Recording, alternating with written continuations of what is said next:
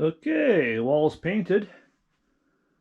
Let's give it a little time to dry, and then it's time for the template. Okay, got the template on. Just gonna make sure it's level.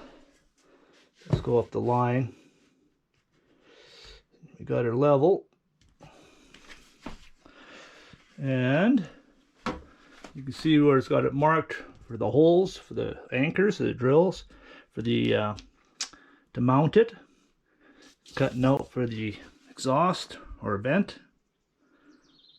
So yeah, so we'll carry on to that. Yeah, sorry for the shadow, but the mounts here on either side, 5/16. You're going to want to hit a stud if you can, but if you can't, the mounting kit does have different anchors you can use. Because I got limited options where to put the heater, so if I hit a stud, great. If I don't, I don't. Plus there's I think 3/4 inch plywood on either side, so that in itself holds quite a bit. And same with the hole. It'd be nice if you can go right in between two studs, but it might turn out that I hit a stud. If so, I'll just frame a box around inside for extra support.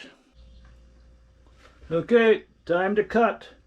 I'm gonna drill a hole here, and then I'm gonna cut out the big circle here. Get my cutoff saw. Okay, I'm gonna cut through with a reciprocal saw. I'm gonna shut the power off just in case the power for the cabin is wired.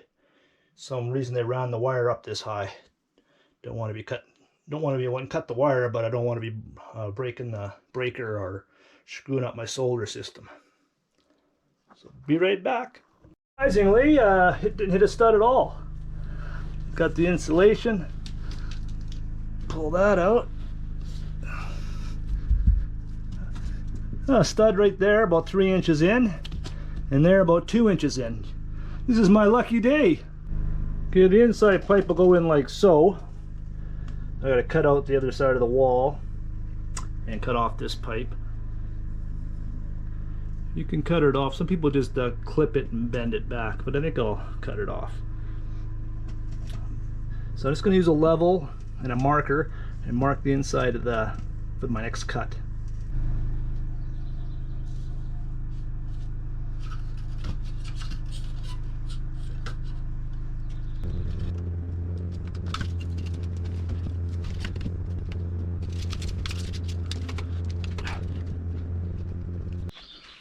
This is my window I'm repurposing. My brother gave it to me. I'm going to be building a greenhouse onto here eventually.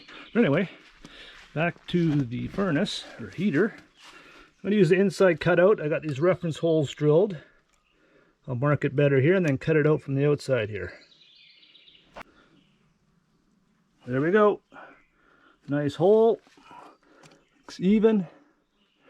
Now I got to put in the inside, I guess it'd be the outside pipe. I'm going to have to cut some of this off because a 4-inch flange thing, or trim flange, whatever you call it, goes around here. That's okay, not a problem. Okay, now you got to measure the thickness of your wall. Mine's 6 7/8. Now mine here, you see how I got drywall here. So I'm going to have to put a 2x4 something across the top here so I have something to screw the outer pipe to. Screw to here, no problem, but nothing in here. You don't want to be screwing it to the drywall. No problem. So I'm going to cut the pipe. I got her measured. I'm going to use my old tin snips and get her done. Okay, I got the inside plate and outside plate on. Just got to make sure you put it at a 2% angle down. Just they say it'll help keep rainwater out. But I got a overhang, so it'll help a lot more. And if there is any kind of a problem, I'll just put a little attachment on there. But that's just should work good. Okay, now we're going to cut the length of the 2 pipes and the bolt that goes through to secure it. You just follow the instructions. Basically, just take your wall thickness and add it to their measurement. For instance, this outer, the total length of ventilation Wall thickness plus 15.5 centimeters or 6 and 3.5 inches. But you just read it. I don't have my reading glasses on, so I'm gonna have to go get them. But anyway, so you get the thickness of your wall, add it to the dimensions they tell you, the length for each piece, and cut it. Okay, for these spacers, you just push the wing nut, then push the bolt through the hole, corresponding hole, put on your spacer, and then put the wing nut back on. And you just pop it in through the drywall. If you have just straight into a brick or wood, you'll have to use a different screw.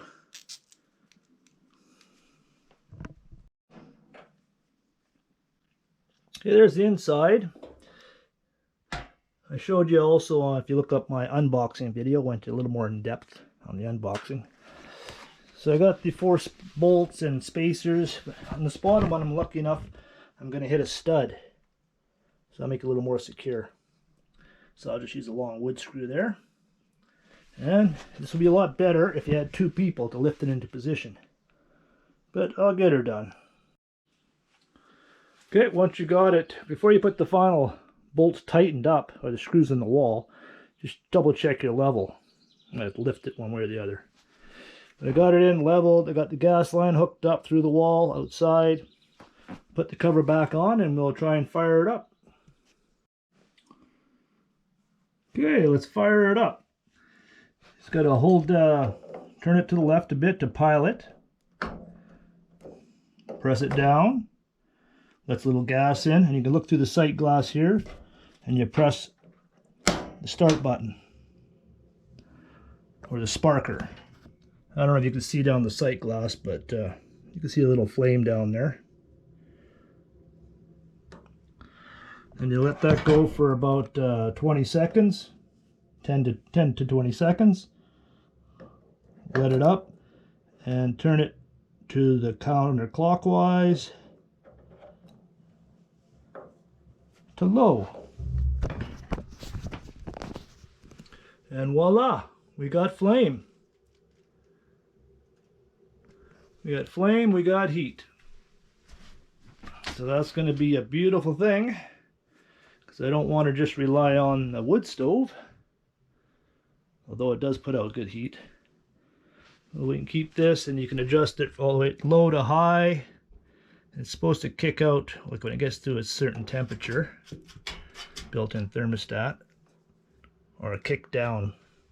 I'm sure the pilot light stays on, but kick right down and save on gas. Let's turn it up a bit. Looky there. Shut the light out. Ooh, that's gonna be pretty. It's gonna be all nice and romantic by myself. Make sure you check your gas connections with soapy water. Nothing's leaking. And yeah, I hope you liked the video, and any questions, just get a hold of me. See if I can help you out. Canadian Dreamer, out!